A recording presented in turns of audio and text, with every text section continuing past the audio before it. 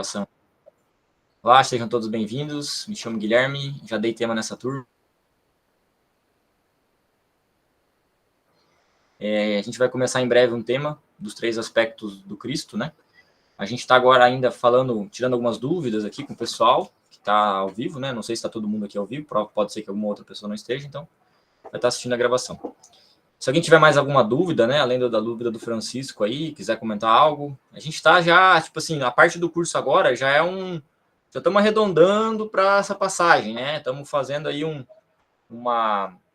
mantendo a chama viva até ocorrer essa passagem das pessoas que vão resolver seguir, né, na segunda câmara, né? E aonde se segue, buscando essas práticas do despertar, a morte psicológica, se aprofundando nos temas, né? E estudando também outros temas, enfim. Mas em geral, eu falo para vocês, né? É bem prático. Não é uma coisa assim tão...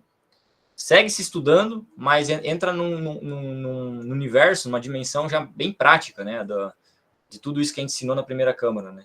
Então, por exemplo, a gente ensinou as pessoas a se conectar com o divino, a se conectar, a buscar esse religare, né? Buscar essa religião interna, se conectar com esse divino internamente, né? Dentro de nós. Com esse ser, com esse Deus interno, né?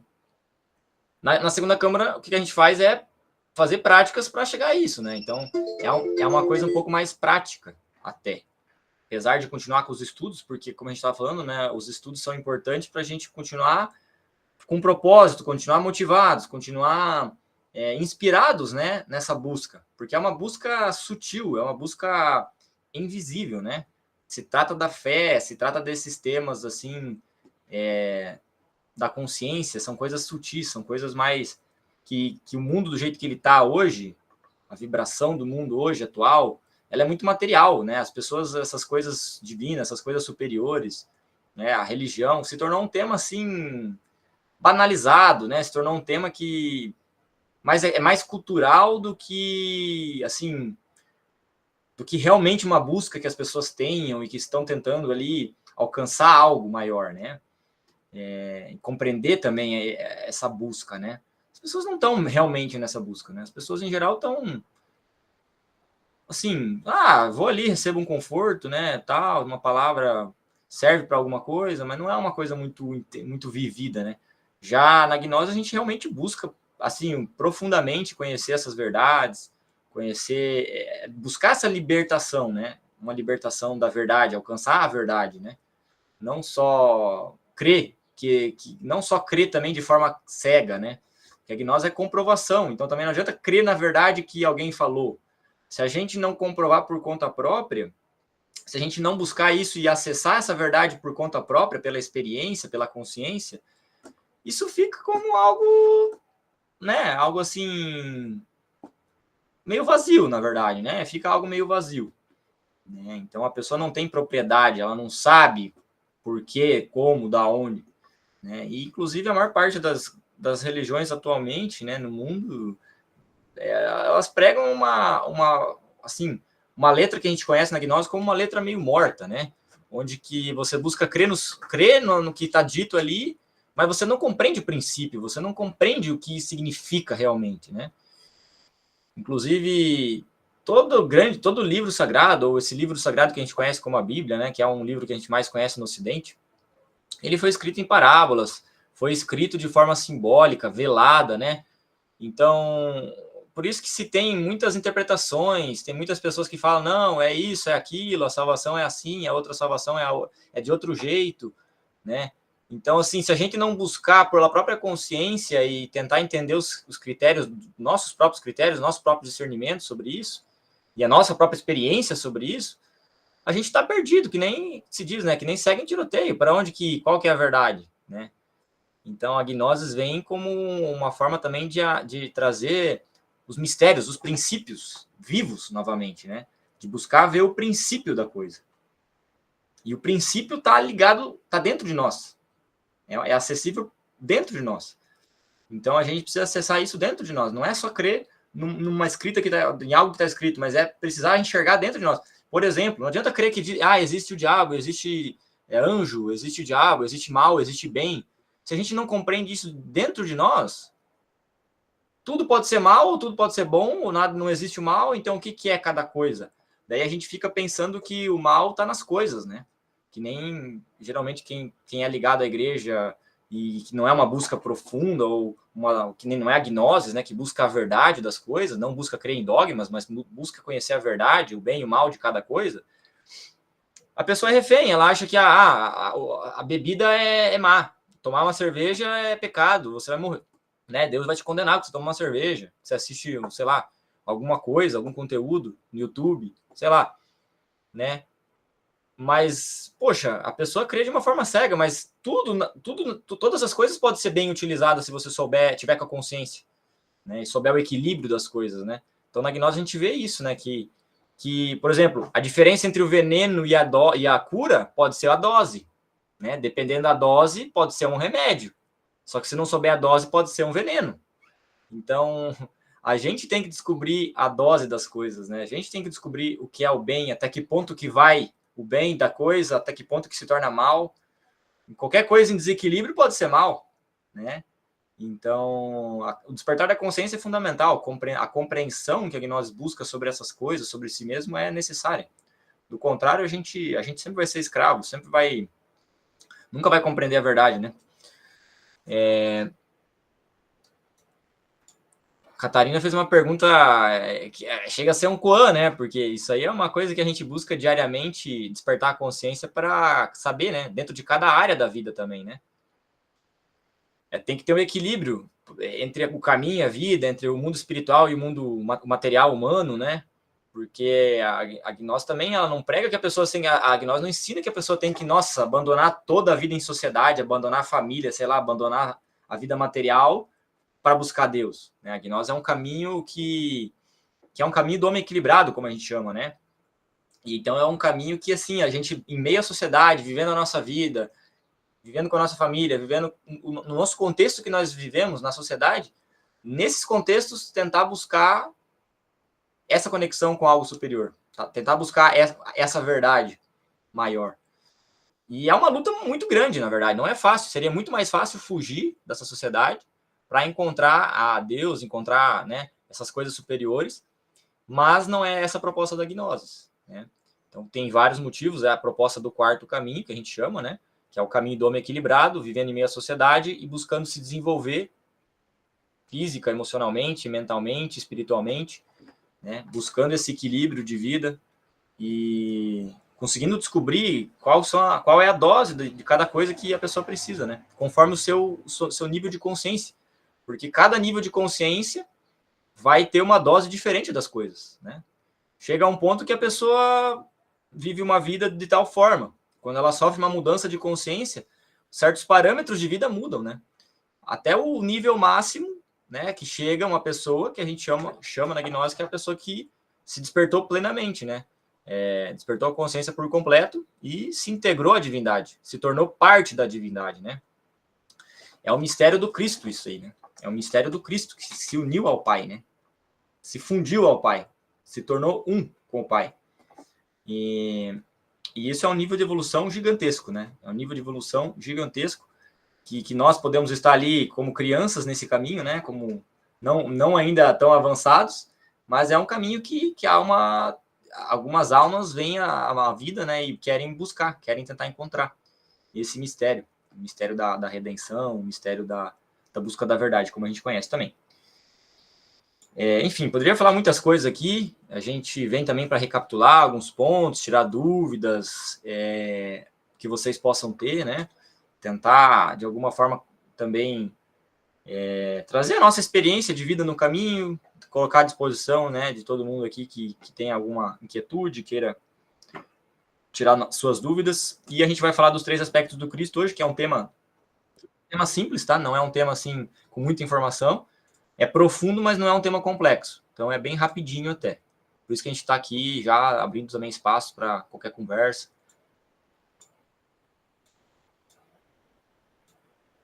Quantas vidas para alcançar essa fusão? Muitas vidas, Fátima. E não é só questão de vidas, né? Também é questão de esforços, né, que a pessoa faz. A pessoa a alma tem que querer mesmo, né? Porque tem que ser, não é um negócio fácil, são esforços. São os 3 fatores de revolução da consciência, né? negar a si mesmo, como Cristo dizia, né, na Bíblia. Negue-te a ti mesmo, pegue a tua cruz e siga-me. A gente compreende na gnose que esses 3 detalhes, 3 ensinamentos, vamos dizer assim, são profundíssimos, não são nada simples de se fazer, né? Não são nada simples de seguir esses preceitos, né? É como falar assim, amar a Deus sobre todas as coisas, né? A gente mal compreende Deus, né? Como que você vai amar, né? Então a gente tem que primeiro buscar compreender isso, né? Se conectar com isso, para depois a gente começar a viver, viver de acordo com isso, né? Buscar viver de acordo com isso. E só é possível mediante a consciência, só é possível mediante o despertar da consciência. Do contrário, a gente não consegue estar vibrando com essa verdade, né? Estar vibrando nesse propósito, digamos assim, né? Então, esse caminho é gigante. Esse caminho é gigante, é um caminho de vidas, né? Então, para aqueles que decidirem aí seguir na segunda Câmara, a gente busca compreender isso, viver isso, compreender cada vez mais, né? Trilhar o caminho, né? Como a gente conhece. Avançar no caminho, trilhar o caminho. Degrau em degrau. Que também tem relação com aquele ensinamento que foi dado para vocês do nível do ser, tá? Tem relação com o nível do ser. E tem relação com a iniciação, que também tem a ver com os degraus, né? A iniciação. Que a gente chama da gnose são as iniciações de mistérios. Tem as iniciações de mistérios menores e tem as iniciações de mistérios maiores. Conforme uma pessoa vai trabalhando a si, vai despertando a consciência, vai morrendo psicologicamente, vai nascendo espiritualmente, vai se sacrificando pelos demais, ela vai ganhando méritos, ela vai conseguindo revolucionar sua consciência, ela vai conseguindo pouco a pouco se integrar mais com essa verdade superior, com esse ser, com esse Deus interno que existe em nós, existe na vida, existe em todos, né? E pouco a pouco a pessoa vai se fundindo essa verdade, né? Vai alcançando essa fusão, vai alcançando se tornar isso, né? Como se fosse o potencial, existe um potencial nosso, né? De alcançar isso. E é níveis e níveis, degraus e degraus, né? Conforme os esforços que a pessoa vai fazendo, conforme o anelo, a continuidade de propósitos que ela tem, porque não é uma coisa realmente que exige esforços, tá? Exige sacrifícios. Então, por isso é uma porta estreita, como diz na Bíblia, né? Que a gente é mais acostumado com a Bíblia, por isso que a gente fala da Bíblia, mas a gente também tem palavra de budismo, na Gnose a gente estuda budismo, a gente estuda outras religiões também, porque a gente acredita que existe um princípio superior que engloba todas as religiões, né? De certa forma, né? Então, tudo busca fazer com que o ser humano evolua, alcance essa verdade superior. Cada mestre, cada religião que na verdade foi uma religião porque teve um mestre que se conectou com essa verdade e achou uma forma de explicar isso para as pessoas daquela época, dentro daquela idiosincrasia daquelas pessoas, daquele contexto que o mestre estava inserido, daquela sociedade, com aquela linguagem que tinha naquela época, né? Com as palavras que tinha. Então, o conhecimento sempre foi limitado conforme as circunstâncias, as condições da época, né? E do que as pessoas poderiam compreender também, né? Então, Deus vai se revelando conforme a humanidade vai tendo capacidade de perceber, né? De conhecer Deus. Conforme as palavras vão aumentando as formas de explicar, né? Mas uma coisa que é interessante é porque, na verdade, às vezes, quanto mais explicação precisa, menos. Quer dizer que as pessoas estão menos conectadas. Elas precisam. Nesse momento da humanidade, existem muitas formas de explicar. Mas é o momento que as pessoas precisam de mais explicação também, porque as pessoas estão um pouco conectadas. Quando você já está conectado com a coisa, você não precisaria explicar muito. Todo mundo já saberia. Entendeu? Todo mundo já estaria conectado com isso. Não precisaria muita palavra. Como a gente se afastou tanto desse princípio, dessa realidade, das coisas da consciência, por exemplo, da essência, a gente já vai se afastando disso de uma forma tão grande que a gente vai precisando de muitas explicações, porque a gente já está cada vez mais no caos, cada vez mais na confusão, cada vez mais preso no Maia, no véu de ilusões, né? Então a humanidade vai abaixando a sua vibração pouco a pouco e vai se tornando mais confusa, cada vez mais confusa, cada vez consegue acessar menos essa verdade, as verdades superiores, né? Já existiram humanidades que eram conscientes plenamente, né? Onde ninguém precisava ficar explicando, porque as pessoas todas eram despertas, sabiam das coisas, né? A razão principal é a ignorância. A ignorância, principalmente, né? E também, de certa forma, poderia se dizer, alguns falam, né, desobediência, né? Porque a humanidade, no momento, estava lá naquela simbolização do Éden, né? Era o Éden. era união com Deus, né? Todo mundo ali vivia e tinha conexão com Deus e tal. Era uma dimensão superior e era uma vibração superior. Mas em algum momento escolheram, né? O símbolo do mito de Adão e da Eva, né? É um símbolo porque não simboliza uma pessoa e uma mulher, na verdade simboliza toda uma civilização de pessoas. Não era uma pessoa, né? Um homem e uma mulher, não era só, era bem mais que isso. Só que foi um símbolo, né? E naquele momento essa humanidade, por algum motivo, escolheu não seguir aquela explicação de Deus, né? Pelo menos é assim que a Bíblia nos traz, né? Na gnose a gente entende que isso foi um desiderato cósmico também, porque conhecer o bem e o mal não é que, tipo assim, tem uma sabedoria nisso, tem uma possibilidade de evolução nisso, entendem? Então a árvore do bem e do mal, que Deus tinha proibido de consumir o fruto dessa árvore, não é que ela não tem nada de bom, entende? Porque até então o homem estava no paraíso, só que ele não sabia o que era o paraíso, porque ele só tinha o bem. É a mesma coisa a gente ser iluminado por 2 sóis e alguém querer falar sobre a escuridão, mas a gente não sabe o que é noite. Como que a gente vai saber o que é noite? A gente só vive de dia, não existe noite. Então, quando essa humanidade ainda não tinha esse conhecimento do bem e do mal, para ela tudo era divino, tudo era bom, né? E a partir dali, só que daí ela também não podia conhecer a sua verdadeira natureza, porque a gente só se conhece, a gente só pode se conhecer por contraste. Então tem um mistério aí também do autoconhecimento, né? Porque enquanto você não tem a possibilidade de ser o que você não é, você também não sabe o que você é verdadeiramente. Nesse contraste que é possível o autoconhecimento, né? Então, de certa forma, também a gente acredita que Deus quis que existisse essa caída, né? Que o homem comesse esse fruto. Tem um mistério nisso aí, né? Só que não é todo mundo que consegue retornar, né? Porque nesse processo de conhecer a escuridão, de conhecer o mal, muita gente se identifica com o mal, muita gente se perde no mal. E aí não consegue mais voltar para o bem. Mas essas pessoas que conseguem se desenvolver na luz, no bem, voltar a se ligar com isso, vão voltar com essa autoconsciência, vão se descobrir, né? Vão realmente se conhecer. E aí Deus se conhece também por meio disso. Então esse é um mistério aí muito legal, né?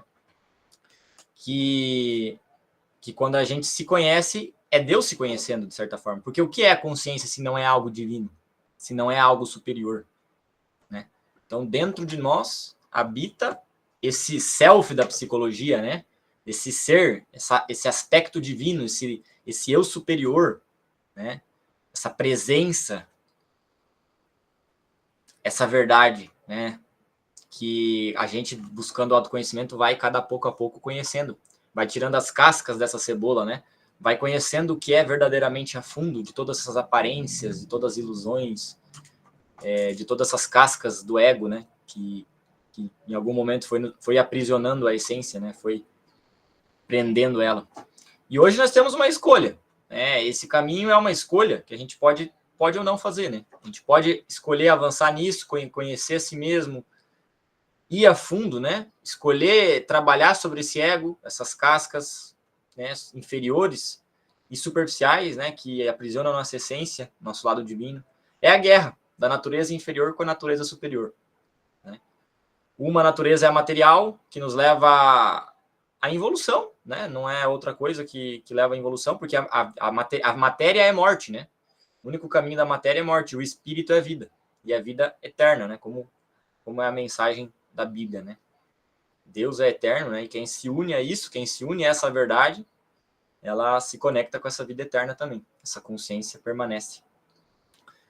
Então é um grande mistério tudo isso. E a gente, agora que entrou nessa vibração desse mistério grande, a gente vai falar dos 3 aspectos do Cristo, que é o exemplo máximo da transcendência humana, é o exemplo máximo da revolução da consciência, da entrega, do sacrifício, da morte, da renúncia de si mesmo, né? Da negação total de si mesmo. Em prol do quê? Em prol desse Pai, desse Deus, né? Dessa força do Espírito. Que também é um mistério, né? A gente explicou isso para vocês um pouco no tema do Luz, Calor e Som, né? A gente explicou lá como funciona para as religiões o Deus manifestado, o Deus imanifestado, Mahavantara, dia de criação, a noite cósmica, o dia cósmico, A gente explicou as 3 forças do Deus manifestado, né? Que é Pai, Filho e Espírito Santo. Que é quando Deus resolve se manifestar, esse Deus manifestado sai desse Deus manifestado como se fossem essas 3 forças da criação, né? E dessas 3 forças, elas vão se desdobrando até chegar na matéria, né? Como se fossem camadas de energia, vamos falar assim, né? Teria várias formas de explicar, mas eu acho que camadas de energia é um tema interessante, como se esse Pai fosse uma energia absoluta, só que ela é, em algum nível, não manifestada, até o momento que ela se manifesta, até o momento que ela começa a se expandir. E aí começa a existir tudo, né? Tudo começa a existir a partir disso. Conforme os ciclos de processos e de camadas também da realidade, né? As dimensões vão se formando de pouco em pouco, conforme vão saindo desse absoluto. E essas 3 forças são o Pai, o Filho e o Espírito Santo. Quando elas se encontram no cosmos, elas geram a criação. O princípio do 3 cria. É assim que a gente estuda na gnose, né? O princípio do 3 é um princípio criador. É a mesma lógica na vida material humana, né? Se tem as 3 forças numa família, né? Precisa do pai e da mãe, e o pai e a mãe naturalmente vão gerar uma terceira força, né? O filho. Então, vai ter o pai, a mãe e o filho. Inclusive a força que se fala, né? Pai, filho, o Espírito Santo, inclusive, ele tem relação com a mãe. Tá? O Espírito Santo e a mãe têm uma relação, têm um vínculo. Então, é interessante. Cristo, o que significa Cristo, pessoal? Cristo significa Christos, em grego, tá? Ungido. É ungido. Cristo é o ungido. Que, na verdade, Cristo, pessoal, tem que deixar bem claro, se vocês não compreenderam isso lá naquele tema, não sei se foi falado bem disso, mas Cristo é uma força cósmica. É uma força de criação, uma das forças da criação. É uma força cósmica que está em tudo. Como a gente poderia imaginar como o próton, elétron e nêutron. Ele está em toda a criação. É parte indivisível da vida, né? Ela está ligada à vida. Onde existe vida, vai existir o Cristo. Por isso que ele disse lá na Bíblia, eu sou o caminho, a verdade e sou a vida.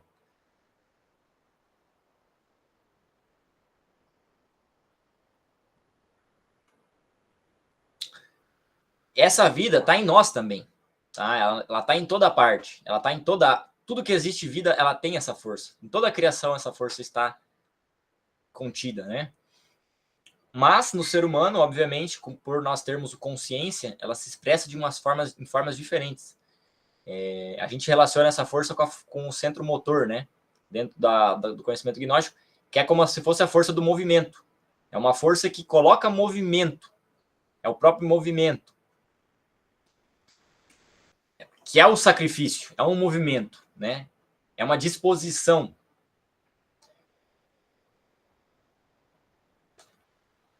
Então esse ungido, ele seria como se fosse aquele que tem esse movimento vivo em si, né?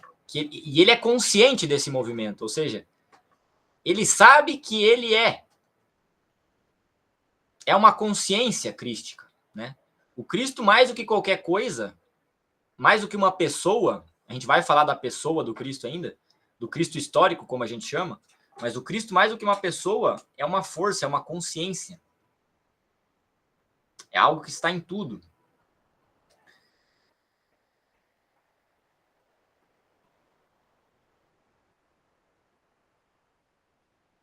Esse ungido significaria várias coisas, né? Mas a gente depois se limita um pouco a isso também para não se complicar, né?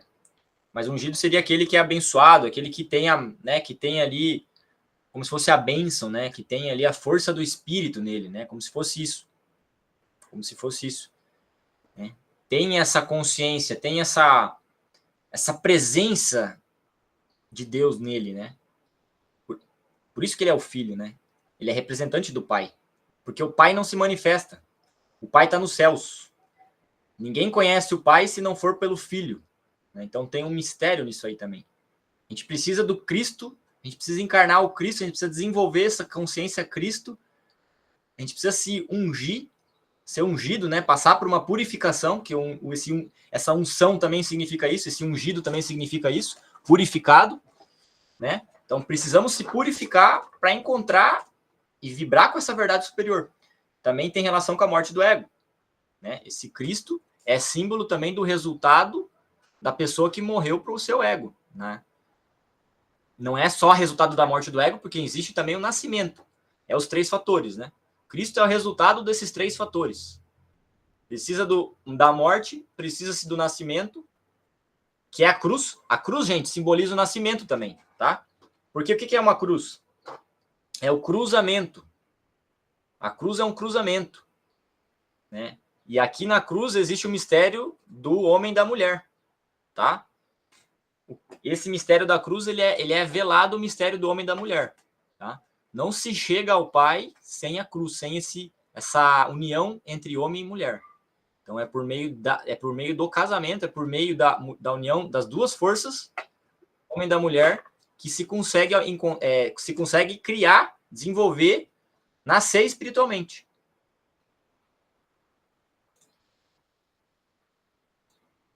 Energia cósmica criadora de mundos, com certeza. A força do Cristo é uma das forças que cria mundos, cria universos. Sem essa força, inclusive, ó, no nosso planeta, vamos dizer assim, no nosso cosmos, né? O representante do Cristo é o Sol, né? O que representa o Cristo para o nosso sistema solar, para a nossa criação do nosso cosmos aqui, ele é o próprio sistema solar. O próprio sistema solar é uma representação da força crística. O Sol é uma representação da força crística. Por quê? Porque sem o Sol não tem vida. Né? Precisa-se do Sol para ter vida. O Sol que doa a vida. O Sol é o doador de vida. Por isso que ele é o símbolo máximo do Cristo. Porque o Cristo é doador de vida. Assim como o Sol. Né? Então, é a própria vida. E por ser a própria vida, ele tem a possibilidade de doar a vida. E os solteiros? O solteiro, gente, ele não alcança o Cristo sozinho. Tá? O solteiro não consegue alcançar o Cristo. Ele em algum momento, vai precisar se casar. Tá? Porque é só com essas duas forças, feminina e masculina, que se consegue esse nascimento espiritual. Não seria possível, não é o possível solteiro. O solteiro pode conseguir se purificar, uma boa parte, mas ele não consegue se nascer espiritualmente por inteiro. Ele consegue se purificar, ele consegue eliminar muitos egos, tá? Até 50% do ego o solteiro pode eliminar. Mas, mais do que isso, somente casal. Essa força ligada do homem e da mulher, tá? O mistério do nascimento espiritual, pragnosmo, o batismo, pragnoses, é um relacionamento amoroso entre homem e mulher. Somente isso é capaz de nascer, de gerar esse nascimento espiritual. Tá? Esse é um grande mistério do arcano, que vocês tiveram no tema 19, o arcano AZF. Que esse arcano AZF, é no arcano AZF que homem e mulher unidos, eles trabalham com essa força do Cristo em nós e conseguem sublimar e criar o Cristo, criar essa natureza superior, essa verdade. Esse é o mistério das energias, da transmutação, da alquimia. Esse menino de ouro da alquimia, né? Os alquimistas antigos já falavam desse mistério da transmutação em forma simbólica, né? Então, esse Cristo também simbolizava o ouro, né? Como se fosse do chumbo ao ouro, né? E esse ouro é essa consciência desperta, é esse ser consciente que encarnou as forças do Pai, né? Que encontrou esse Pai, esse Deus dentro de si, né? E portanto se uniu a Deus, se tornou um com Deus. Se alguém quiser falar alguma coisa, pessoal, podem falar, tá? Yeshua, que significa Jesus, né? Tem raiz da palavra hebraica, né? O termo de raiz hebraica que significa salvar ou salvação. Então, Jesus já tinha no seu nome ali a salvação, como salvação.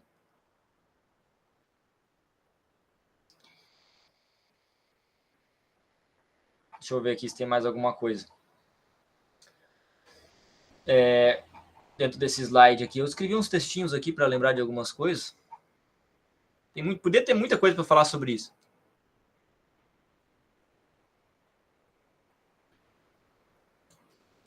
Como assim não tem direito a nada os divorciados? Os divorciados em algum momento podem se casar de novo, né? Como assim não tem direito a nada? Eles têm todo o direito de se casar de novo, ué. O caminho segue. A vida segue, né? Karen perguntou aqui, talvez tenha alguma relação com a manifestação dos egos, pois sozinho é mais fácil e temos menor possibilidade do autoestudo. Com certeza, isso é alguma relação também, tá? Mas isso com certeza ajuda muito, né? Você ter a outra pessoa ali para estar te mostrando, tá te ajudando, né? Querendo ou não, nessa autovivência entre os dois, né? Vai se manifestar coisa, vai ajudar na didática da eliminação do ego, sem dúvida, porque vão estar se vendo por meio do outro, né? Não tem essa história de você ficar... Porque quando você tá sozinho, se você ficar aqui caindo no ego, ninguém vai ver. Agora, se tá com alguém, aí as tuas trevas se tornam visíveis para outra pessoa, né? E aí você tem alguém ali para te alertar, né? Com certeza ajuda.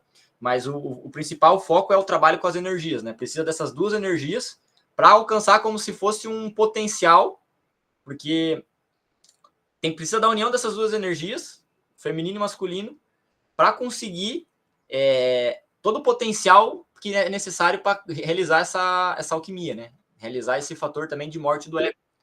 Para eliminar a cabeça de legião do ego, só é possível mediante essa união do homem e da mulher, tá? Mas assim, pessoal, solteira, uma pessoa pode ir muito longe, tá? Porque esse caminho, esse alcance, esse buscar o Cristo não é uma coisa de uma vida, tá, pessoal? Isso aí às vezes é uma coisa que a pessoa vai levar a mais de uma vida, entendeu? E então, às vezes nessa vida a pessoa vai trilhar ali um bom caminho, pode ser que se case, pode ser que não alcance lá esse auto-iniciação, essa maior das iniciações, mas está no caminho. O importante é estar no caminho, né? Ficar sozinho por opção não é bem visto na gnose? Não se trata de não ser bem visto, né? Não se trata de ser bem visto, né? É como se fosse assim, uma necessidade, mas isso vai do ser da pessoa, né? Porque poderia ser que a pessoa ficaria solteira essa vida, para uma próxima conhecer a pessoa que ela vai conseguir realizar o trabalho completo dela, né? Então, não necessariamente ela tem que se casar nessa vida, ela vai se casar se for a vontade de Deus. É assim que a gente pensa, né? Mas como Deus quer que a gente encontre ele, chegue até ele, é necessário o casamento. Então, é uma bênção, né? Você poder encontrar o parceiro correto para avançar nesse caminho, para caminhar junto. Mas é melhor estar sozinho do que mal acompanhado, né? Se for para ficar com alguém que vai nos levar para o abismo, que vai nos levar para baixo, é melhor ficar sozinho, né? E ficar ali mais em paz com Deus, né? No nosso nível, né? Então tem que cuidar com isso. Casar com qualquer pessoa, daí você não vai conseguir. Se você não for alguém que tem alinhamento com você, não queira pelo menos evoluir como pessoa, não esteja disposta a, sei lá, trabalhar a si mesmo, né? Isso é uma como se fosse uma afinidade espiritual, né? A pessoa que quer buscar, são pessoas que buscam melhorar a si mesmo. São pessoas que estão abertas a se corrigir, por exemplo, né? Então a gente vai ter que encontrar alguém com afinidade, né? No mínimo. Eu não estou dizendo que a pessoa vai ter que ser gnóstica, né? A pessoa pelo menos tem que te respeitar a sua fé e estar em sintonia com você, né? E ter ali algo verdadeiro, né? Um amor que é necessário para a alquimia.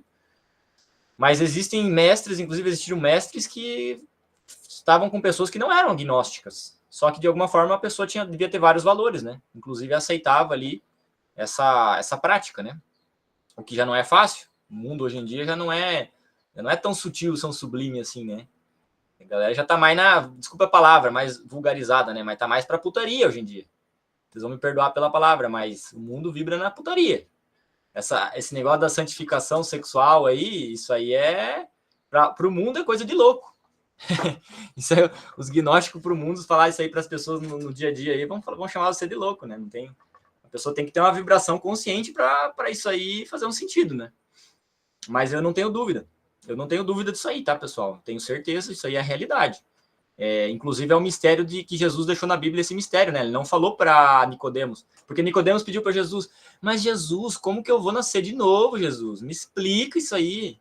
Ele falou, mas Nicodemos, Jesus falou assim, mas Nicodemos, desculpa, Nicodemos falou para Jesus, eu vou ter que me colocar de novo no ventre da minha mãe? Mas Nicodemo, como você que é o entendido da palavra, como que você não sabe, né? Aí depois ele fala em enigmáticas palavras, tem que nascer da água e do espírito. Mas o que significa água e espírito? A água no esoterismo é energia sexual, pessoal. Então a água não é batismo só no sentido, vai lá no rio e se banha e pronto, você tem uma vida nova. Não é assim. É a água sexual, é a energia sexual que gera o nascimento. Do contrário, não é possível. Esse é o grande mistério do arcano gnóstico. Não só gnóstico, né? Mas é o mestre gnóstico que desvendou esse mistério para a humanidade. Antes estava velado. Ninguém nunca, antes do mestre Samael Aun Weor, nunca foi permitido falar sobre isso em nenhuma escola abertamente. Os mistérios sempre foram velados. Jesus mesmo falou isso na Bíblia para um discípulo dele, né? Ele falou: mas mestre, por que para nós você fala claramente, abertamente as coisas? E para eles não, para eles você fala em parábolas. Então, o mistério não é entregue para as massas, né? Nunca foi. Vê a gnose como uma crença ou uma fé? A gnose é a busca à fé. Ela é a crença, até chegar da crença à fé, é um percurso, né? Porque assim, às vezes a pessoa recebe essa informação a nível intelectual, ela tem que praticar para ter a fé. Mas às vezes ela tem que meio que apostar nessa, ela caminha às vezes pela crença. Mas é uma crença que eu acredito que tem alguma intuição ali da verdade, né? Então é uma crença, mas que caminha para a fé. Mas só vai encontrar a fé quando a pessoa vivenciar isso aí na sua vida, né? Na sua consciência. Quando a sua consciência se conectar com essa verdade. Do contrário, é uma crença. Se a gente acredita a nível mental, é uma crença. Mas quando a gente vive, a gente descobre isso na prática. A gente se conecta com essa verdade. Essa verdade faz carne e ossos em nós, né? Então a gente se unifica com essa verdade. E é isso que a gente busca na gnose, né? Sobretudo. Para isso a gente tem que praticar as práticas, né? Ou seja, uma pessoa nunca vai descobrir o que é o nascimento espiritual se ela não pratica a transmutação. E a pessoa de solteiro que transmuta, de solteiro, ela já consegue se integrar com essa força, e já consegue ter muitos benefícios, e já consegue ter maravilhas na sua vida. Já consegue ter uma revolução de consciência gigante do que ela foi para o que ela pode ser. Então, a pessoa só vai conseguir descobrir praticando, né, pessoal? Não é por uma crença, não é por uma fé cega, é por práticas. Do contrário, é uma crença cega, né? Acredito no arcano, sim, legal. Mas se você não praticar, você não vai comprovar, você não vai alcançar essa fé que é a comprovação. A fé é a certeza. A fé não é uma crença, a fé é uma certeza. Quem tem fé não precisa crer. Quem tem fé sabe. É por aí. A coisa é por aí. Tá? Mas essa fé você alcança em degraus, conforme o grau de consciência que a gente vai despertando também. Então, é de pouquinho em pouquinho. Não é de um dia para a noite que a pessoa vai ter uma fé absurda, uma fé absoluta em tudo. A pessoa vai conquistando essa fé, pouco a pouco. Então a gente falou bastante coisa, né? O próprio Cristo, pessoal, a gente só quer comentar isso que essa força, né? Existiram muitos Cristos na humanidade, tá? Só que não é como a força cósmica, é uma força cósmica que se manifestou em algumas pessoas. Quando a pessoa alcança esse despertar, quando a pessoa nasce espiritualmente, essa força cósmica como que nasce no coração dessa pessoa. E daí essa pessoa fica conhecida como Cristo, né? Como alguém que é transcendido, né? Uma pessoa unida ali à divindade. Uma pessoa que se integrou com o Pai. E existem vários Cristos, né? Tem vários mistérios, inclusive. Tem pessoas que falam que o Cristo é um mito, porque existem vários outros Cristos que têm toda uma simbologia muito parecida com o Cristo, né? Com o nosso Cristo Jesus, né? Mitra, por exemplo, ele também nasceu de uma virgem. Tem todo um monte de contexto bem parecido. O próprio Natal, o 25 de dezembro, é uma data simbólica também, porque é uma data planetária, né? Onde ali é o do solstício ali de verão, né? O Sol chega no seu máximo ponto de querer sair da órbita e ele volta a caminhar, né? Então é uma festa solar, Fátima, perfeito, obrigado. É uma festa solar. Essa data é uma festa solar celebrada muito antes de Jesus o Cristo. Então, é uma força que se manifesta e que tem um símbolo, né? Não necessariamente a pessoa humana, Jesus, nasceu ou teve o seu processo nessa data. Não necessariamente. Guilherme, eu Simbólico. gostava de colocar uma questão, mas custa-me estar a escrever, portanto, posso colocá-la verbalmente. Tem a ver com o zoroastrismo e com o culto e com a data de substituição do nascimento de Cristo para dezembro, precisamente de acordo com aquilo que circula, portanto, no meio académico, universitário. Portanto, a minha formação, tenho que fazer apelo à minha formação de arqueologia, história da arte, porque quando se fala do período romano, porque Jesus é uma figura histórica, digam lá o que disserem, está registado nos censos, fala-se dele, está no mundo dos judeus, portanto, é uma figura histórica. Sendo que, com o passar do tempo e com aquilo que nós sabemos da evolução dessa filosofia que vai depois influenciar grupos religiosos, que se alastra por toda a volta do Mediterrâneo, estava difícil, mesmo já com o catolicismo nascente, porque a data de Natal vem muito depois de Jesus ter morrido, como não conseguiam tirar os cultos pagãos de determinadas épocas relacionadas com o culto solar ou com o inverno, vão substituir a figura mais importante do cristianismo pela figura mais importante do mundo do Zoroastro. E daí estarmos a levar com a data hoje, já reconhecida como simbólica pelo Vaticano, não é? De 25 de dezembro. Porque tanto quanto se sabe, e isso no que diz respeito também à parte académica, não se sabe muito bem se Jesus terá nascido em setembro ou em março. Não sei, o que é que diz a Gnoses do assunto? Ele é peixes. Peixes. Se eu não me engano, ele nasceu em março, porque ele é de peixes. Março, exatamente. Ora bem, obrigada. Muito obrigada. Eu posso estar enganado, mas eu acho que é peixe, não, sim. Mas bate certo com aquilo que já circula no mundo académico. Obrigada. Perfeito. Obrigada.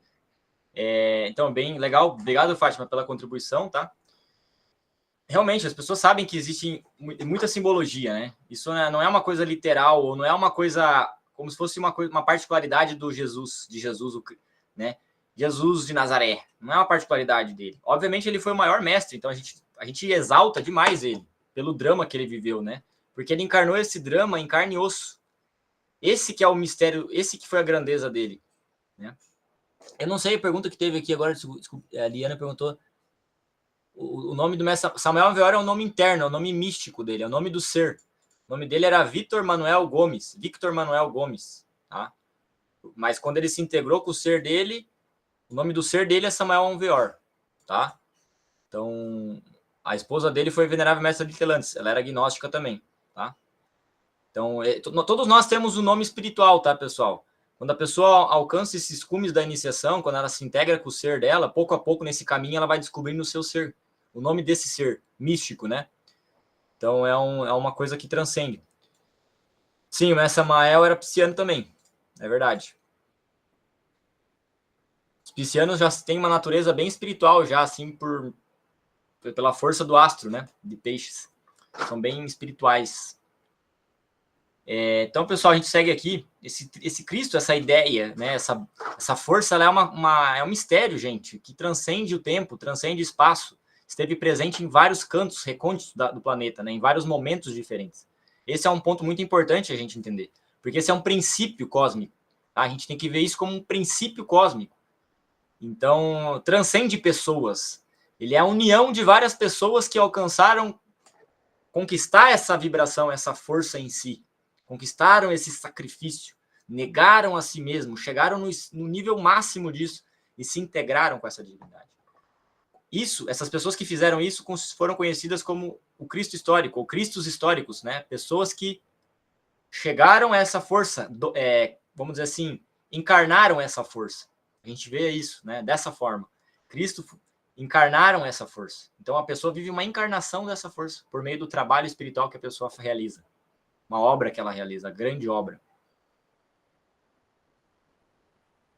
Depende do pisciano, eu nasci com a essência da espiritualidade.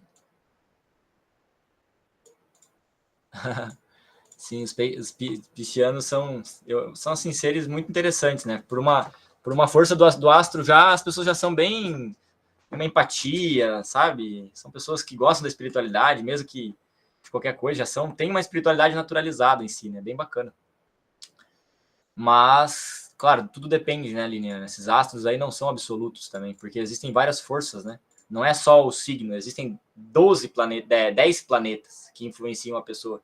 e existem as quadraturas, então às vezes o signo dá a força de um sentido, mas tem uma quadratura oposta a essas características, então a pessoa pode ser totalmente diferente, né? Mas seguimos aqui. Então, a gente estava falando desse Cristo cósmico, né? Esse sol, o símbolo do sol, essa doação de vida, essa manifestação, essa trindade, esse logos da teosofia, né? Chokmah da Cabala, quem estuda os cabalistas judeus, ou não judeus, né? Mas Cabala é uma judaica mística, tem um esotérica, né? É o aspecto esotérico do judaísmo. Quem estuda Cabala. E é como se fosse a criação, é a árvore da vida da Bíblia, né? A Cabala é árvore, é uma árvore, simbolizada como uma árvore, que é da criação dos mundos, né? Criação do universo. Então, os próprios nórdicos também tinham a Cabala, né? Yggdrasil, que era a simbolização dos vários mundos, né? Então, essa ideia da árvore, ela tá em outras culturas também. E todas as culturas tiveram a representação desse Cristo, desse sol, né? Os gregos, a gente vai ter um exemplo daqui a pouco. Aqui é o que eu falei, né? Cristo é a própria sabedoria, é o filho da sagrada trindade, da lei do 3, né?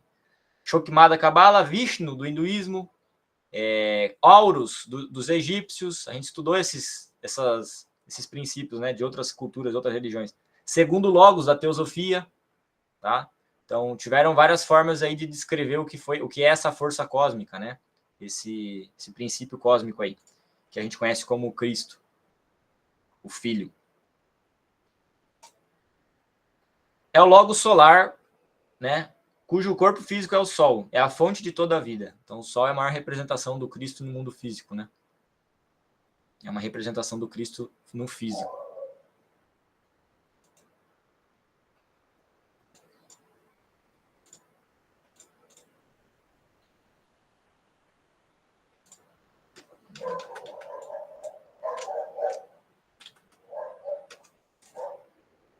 Ficou por fora aqui esse Sol.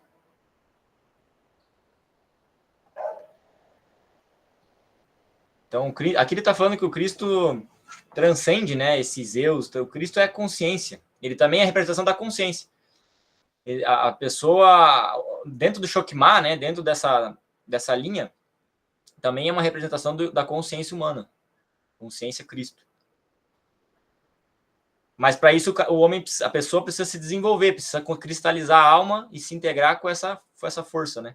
Enquanto ela não tiver a alma, essa consciência não é a consciência Cristo, né? Ela é uma consciência egóica, né? Presa no ego, é uma inconsciência, na verdade, né?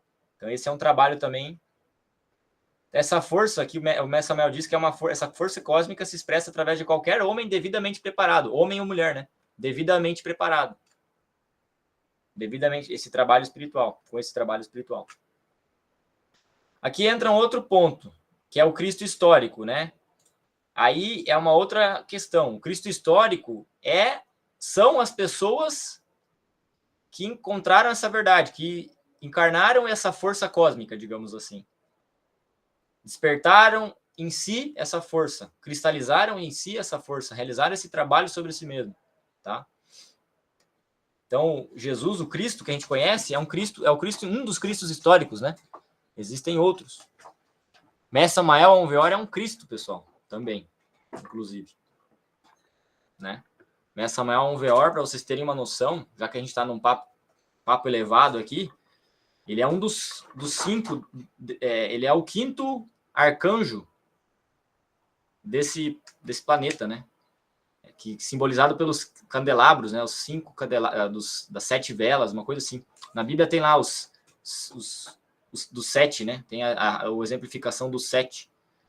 E nessa Samael é o Logos, é um dos Logos, né? É um arcanjo que faz parte da lei do 7, que a lei do 3 cria, a lei do 7 organiza essa criação. Então, também é um Cristo, é uma pessoa que encarnou essa força. Tanto que a gente chama o ensinamento do Mestre Samael, a gente chama de o 5º Evangelho, tá? Toda a doutrina do Mestre Samael, todos os ensinamentos que ele deixou, são chamados como os ensinamentos do 5º Evangelho, tá? É uma informação aí para vocês. Então, isso que a gente conhece do Cristo é o drama de uma pessoa que viveu o drama do Cristo cósmico, que encarnou esse princípio, ensinou para nós esse drama. esse drama que ele viveu, todos nós devíamos viver. Só que é simbolicamente, não necessariamente em pele e osso, não em carne e osso necessariamente, né? É simbólico. Porque cada representação daquele drama do Cristo é simbólico. Herodes, por exemplo, Herodes simbolizam os sistemas do mundo que querem matar o Cristo, que querem perseguir o Cristo e querem eliminar ele, né? Herodes são os sistemas do mundo. Então, todo detalhe lá que tem relação com o drama do Cristo histórico, ele, na verdade, está dando uma lição para toda pessoa que quer encontrar essa força dentro de si mesmo. Tá? E o Cristo dizia, né, que aquele que buscasse essa verdade poderia chegar até mais longe do que ele foi. Eu tenho aqui a passagem da Bíblia aqui. Deixa eu achar aqui. Porque o Cristo dizia isso. Só que as pessoas não pensam dessa forma, né? Não estão de acordo com esse ensinamento, com essa passagem. É o João 14, 12. Falava assim, em verdade vos digo, aquele que crê em mim, esse também fará as obras que eu faço, e as fará maiores do que estas, porque eu vou para o Pai. Então, basicamente, ele deixou explicado que as pessoas poderiam chegar além do que ele foi. Só que por que ninguém chegou além do que ele foi? Inclusive, por que a doutrina católica mostra que não, a gente não tem como vencer o pecado? Nós somos pecadores por natureza. Né? Então, é uma questão assim de uma interpretação que não condiz com o que é verdadeiramente.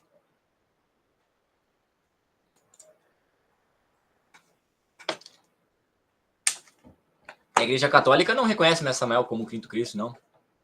Claro que não.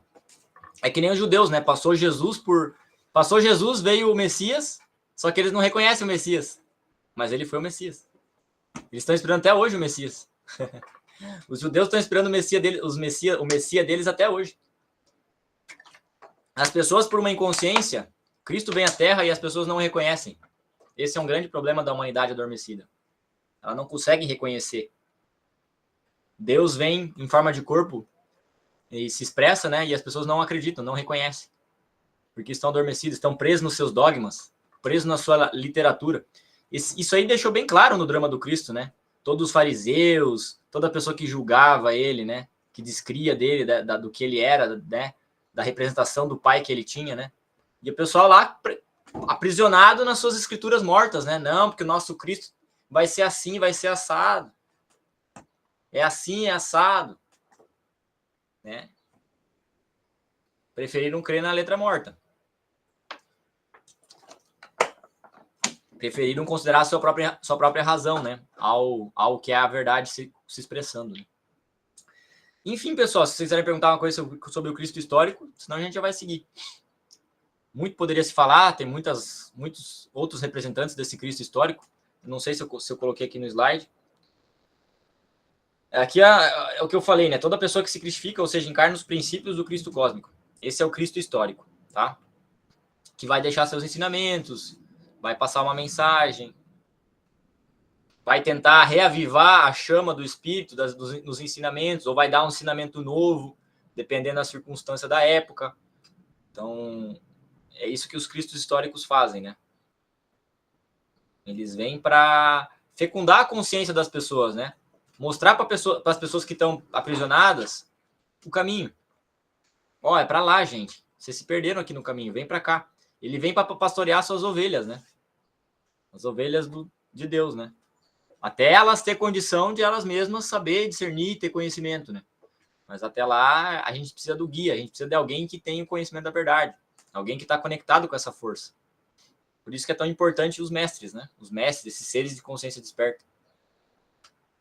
Cristo foi um mestre, sem dúvida, né? Um grande mestre. Um guia, um instrutor. Aqui tem um exemplo de alguns Cristos, né? Quetzalcóatl é o Cristo asteca. Buda, alguns consideram também como um Cristo, né? O iluminado é uma qualidade do Cristo, né? A iluminação.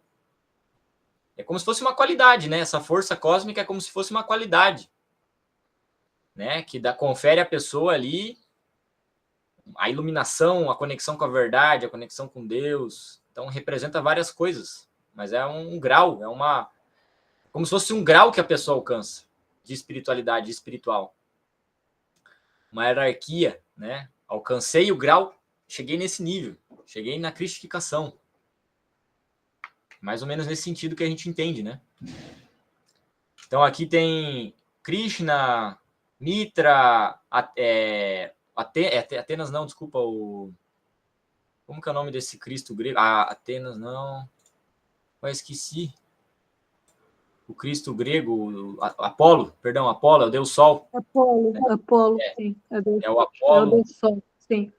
Então, é representação aí de certos Cristos, né? Então, toda cultura, toda religião verdadeira teve um Cristo inicialmente, né? Teve alguém ali que estava desperto. Porque encarnou essa força cósmica. Ponto.